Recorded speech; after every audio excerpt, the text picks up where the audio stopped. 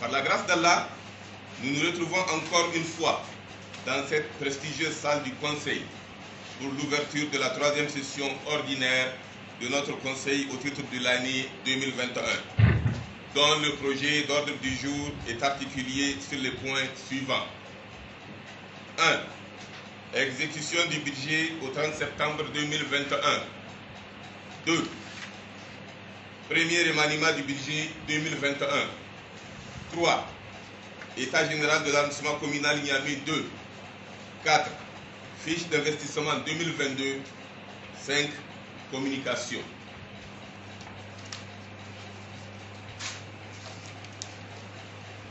À cet effet, durant 4 jours réglementaires, nous allons consacrer tous nos efforts pour examiner et adopter les points inscrits à l'ordre du jour en vue de leur transmission au Conseil de ville de Niamey.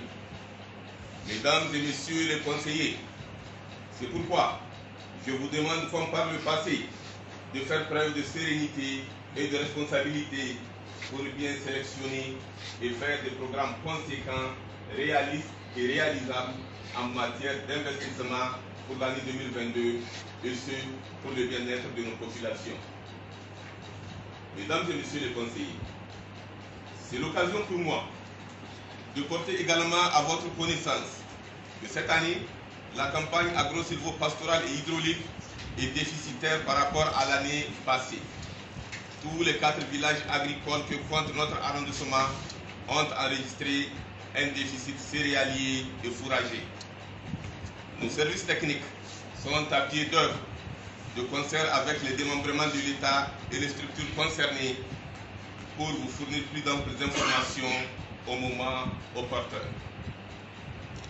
D'ores et déjà, les plus hautes autorités de notre pays, à travers l'Office des produits vivriers du Niger et la cellule crise alimentaire, ont démarré les opérations de vente de céréales à prix modéré et de distribution gratuite ciblée en faveur des personnes vulnérables pour atténuer les difficultés alimentaires auxquelles elles font face et les soutenir dans leurs efforts de résilience.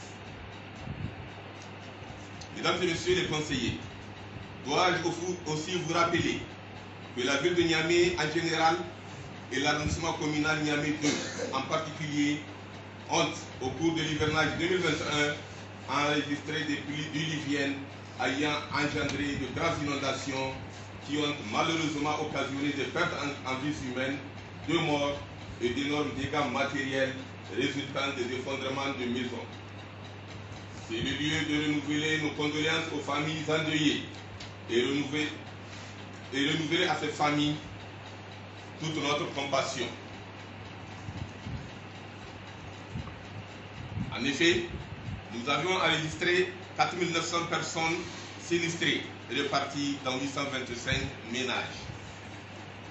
Mesdames et messieurs les conseillers, distingués invités, ces inondations ont permis à notre conseil de prouver à la face du monde sa cohésion et son sens de responsabilité chaque fois que l'intérêt suprême de nos concitoyens le recommande.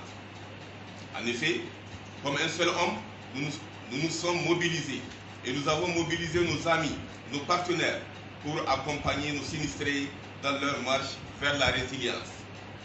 Permettez-moi de remercier du fond du cœur le gouvernement de la République du Niger et le gouvernorat de la région de Niamey pour les appuis multiformes en vivres et non-vivres, les honorables députés nationaux pour les appuis en vivres et en ressources monétaires, les chefs traditionnels pour le recensement des ménages sinistrés et le relogement des victimes, les élus locaux qui ont mobilisé une somme de 628 000 francs CFA, la direction régionale de la protection civile pour la prompte réaction chaque fois que des besoins, et enfin tous les partenaires qui nous ont accompagnés dans ces moments difficiles. Qu'Allah vous récompense au centuple.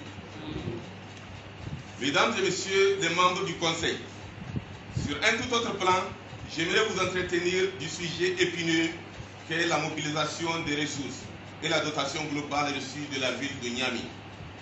En effet, à la date du 30 septembre 2021, par rapport à la mobilisation des recettes, les régies financières de notre arrondissement communal ont versé à la ville de Niamey la somme de 320 419 695 francs CFA, pour une prévision de 773 741 830 francs CFA, soit un taux de recouvrement de 41,41%.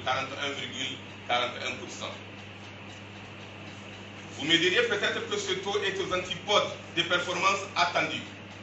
Mais comment pourrait-il en